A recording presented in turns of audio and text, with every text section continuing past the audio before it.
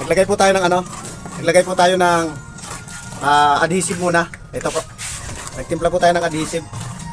Ito po yung sako ng adhesive. Ayan po. Ayan. Ayan. At saka magandang klase po talagang dapat na gamitin natin adhesive dyan mga kasanay. Yung medyo kilala po na adhesive ang gagamitin natin bago tayo mag-topping. Ayan po, nilalagyan na natin mga kasanay ng pampondo. Sa ibabaw po yan ng ano, po ng waterproof natin yan bago natin i-topping. Sa pagitan po ibig sabihin. Huwag masyado boy, idiin boy. Sana, huwag masyado idiin, baka magasgas yung mga may bato-bato.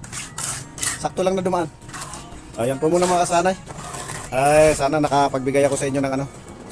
Nakapagbigay ako sa inyo ng konting tips para sa paniguradong kaligtasan ng ating waterproof na hindi po magtatagas. Na-testing na po yan kaya wala po tayong duda.